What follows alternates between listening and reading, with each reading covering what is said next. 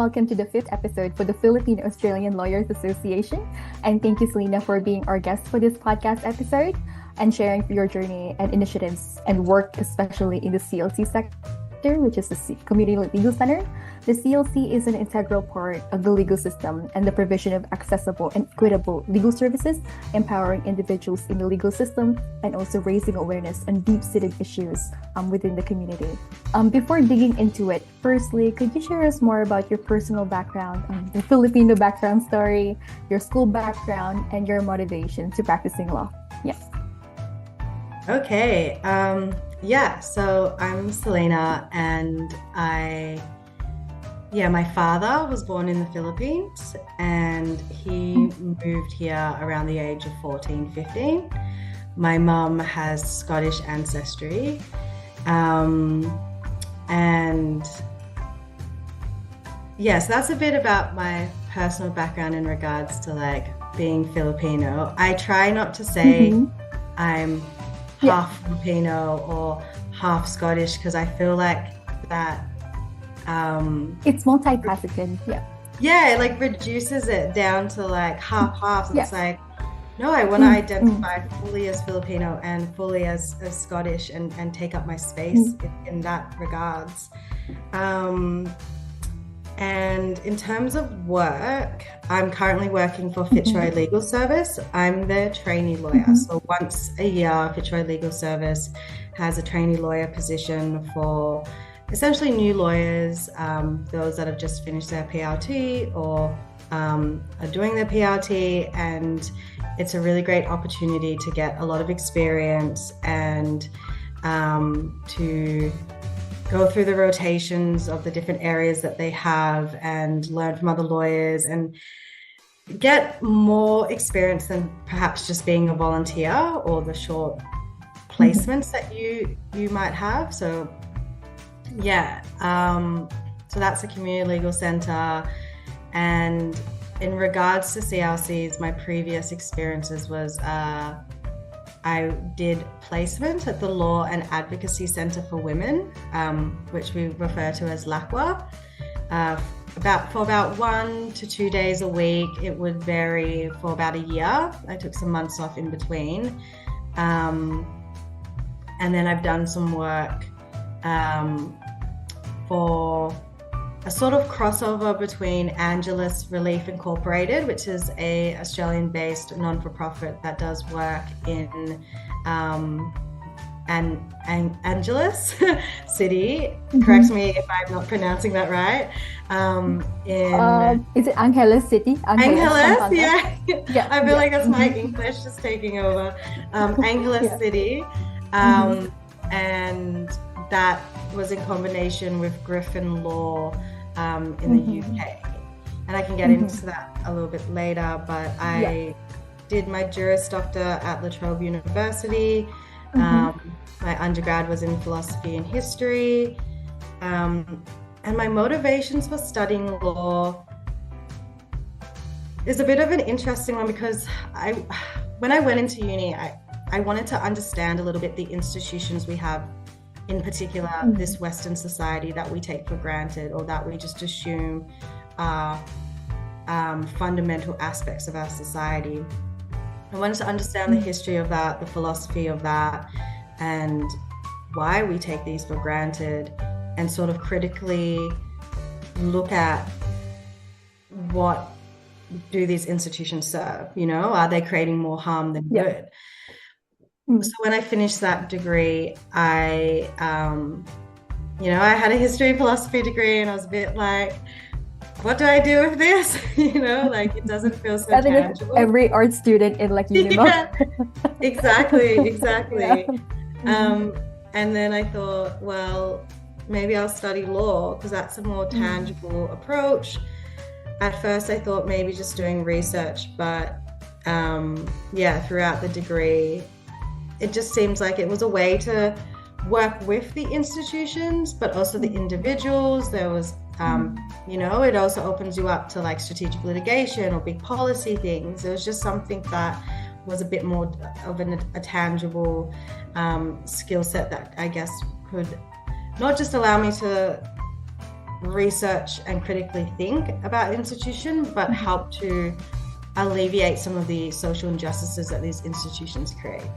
Yeah. So could you explain more of, could you share us more about your cultural experiences navigating your Filipino background in Australia, in law school, in your work setting? Yeah, whether or not people are willing to admit it, we've all internalized white supremacy because that's the society that here we live under.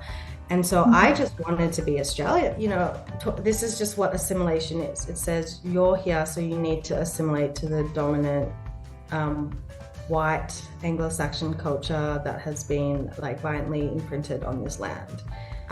But also acknowledging that, like, as a country that was also colonized, it's important to sort of honor my ancestors as well, to not let assimilation win and pass this culture on, because, you know, many in the past fought for survival, for culture, and I want to be able to speak Tagalog and my you know, if I have children, for them to, like, you know, be proud of their heritage and their ancestry.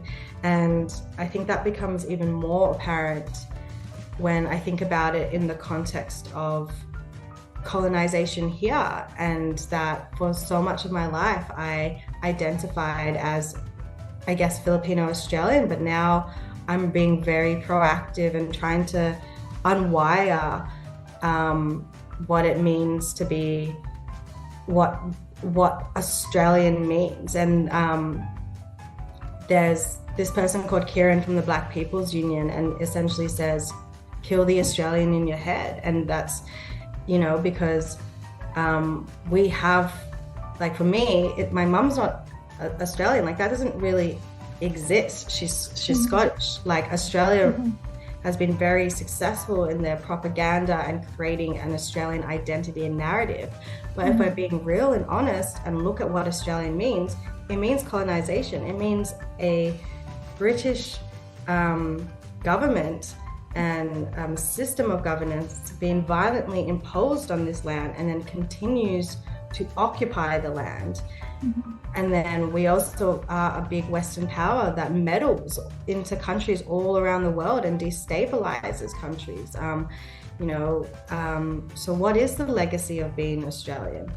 And by doing that, I think it also means I need to recognize, well, where does my identity lie?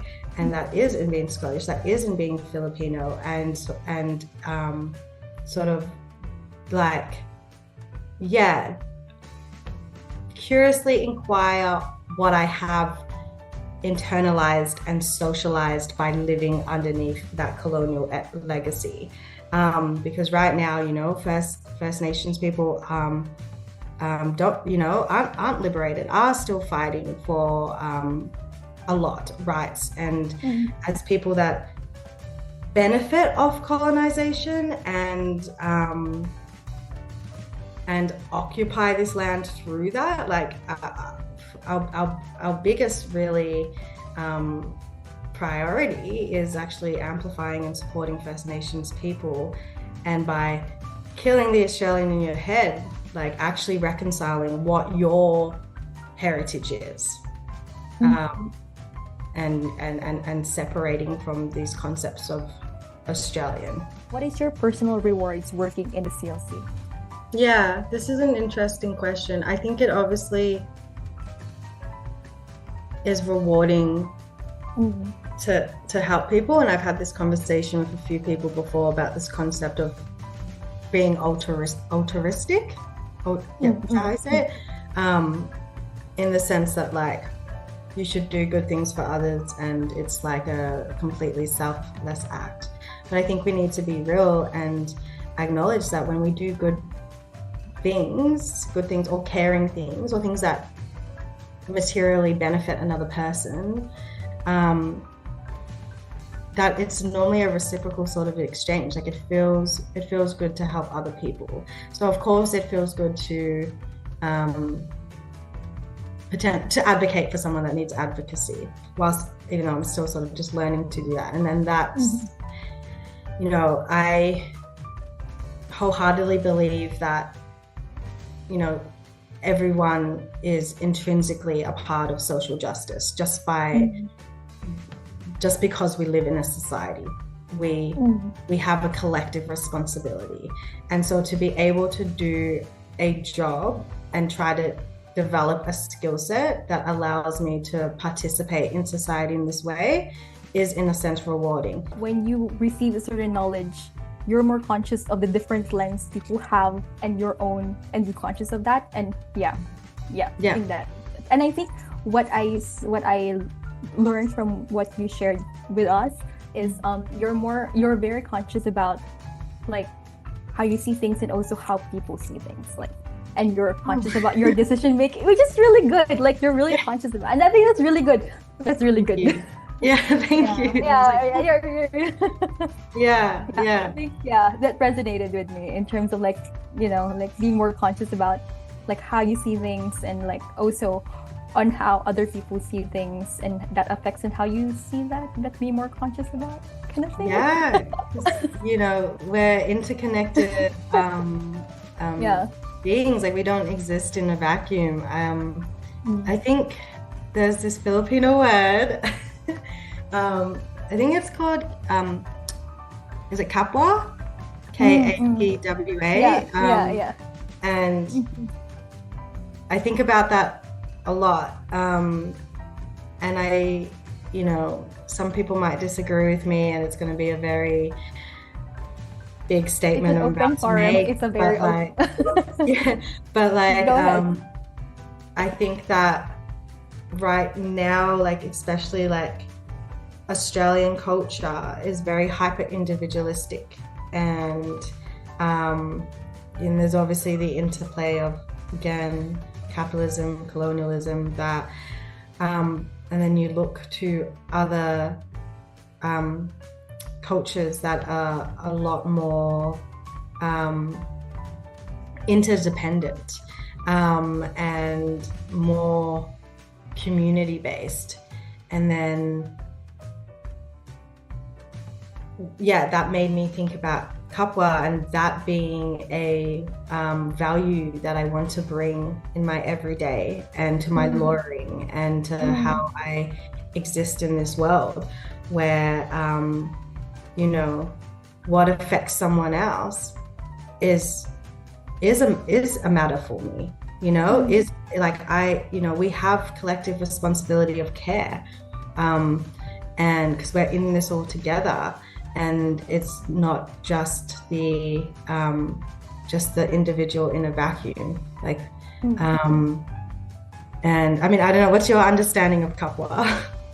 I think kapwa is like, you care about people, like your neighbors, like you treat your neighbors as family, family. Because I think in the first episode I talk about like the main dreams of being a Filipino is your family, and I think it's really true. And I think that's kapwa, because you treat everyone as family, like even ate, kuya, like that's like exactly. Like ate, kuya, tito, tita, like even strangers that you don't know, you call them tito, tita, like, to be respectful. And I think that like resonates with like kapwa and like familial like themes and affiliations. For the final bit, do you have any invitations to upcoming projects that you know of, or advocacies, or any events, rallies that you want to invite the audience to and be part of it? So the Free Palestine rally is every Sunday at 12 p.m. at the State Library. Definitely come along to that. Check out crimesceneaustralia.com. That has been run by a group of people, but particularly Uncle Robbie Thorpe, who also at the moment is trying to